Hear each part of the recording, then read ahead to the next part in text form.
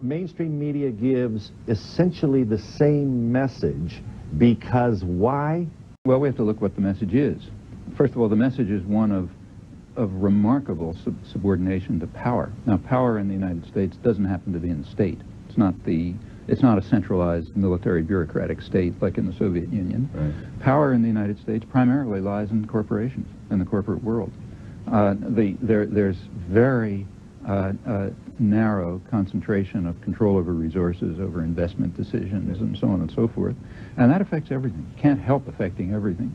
It affects the government because this means that there's a very close link between governmental power and corporate power. Furthermore, just the ability to make investment decisions and financial decisions places bounds on what any government could do. Yes. Furthermore, now let's go to the major media. What are the major media? Well, they're huge corporations. Okay, the New York Times, Washington Post, NBC, they first of all are large corporations, quite profitable ones, in fact. Secondly, they're parts of even bigger conglomerates, like, Westinghouse and GE and so on.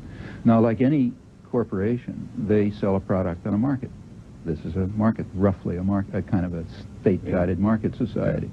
What's the product and what's the market? Well, the market's advertisers.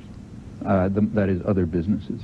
So they're selling a product to other businesses. Corporations are selling a product to other businesses. What's the product? Well, the product is audiences. Now, for the major media, the ones that kind of set the agenda, they're selling elite audiences, privileged audiences. The New York Times, say, is targeting privileged, elite sectors of the population. That's their audience, and they're trying to sell that audience to other businesses. Now, so we have to begin with, just on the most elementary grounds, we look at a system. Suppose we're Martians. We're looking at this system. We say, okay, here are huge corporations selling privileged audiences to other businesses. Well, what picture of the world do you expect to come out of that? Then we begin to add other factors. Let's say you're the chief diplomatic correspondent of the New York Times, or a pundit on the op-ed page, and you want to really have important, insights into the government.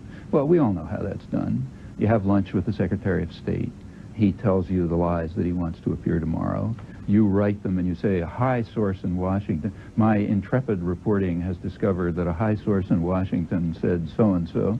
In fact, if you compare the internal declassified record, of, say, people like Dean Acheson's decisions, and you look at, say, James Reston's columns, they're pretty close. And the same will be true about James Baker and Thomas Friedman. And furthermore, this is an open secret.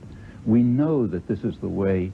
It's not a big secret in the journalistic profession that this is. Now, in order to maintain those contacts, you better present the world a certain way, or those contacts are going to be cut off.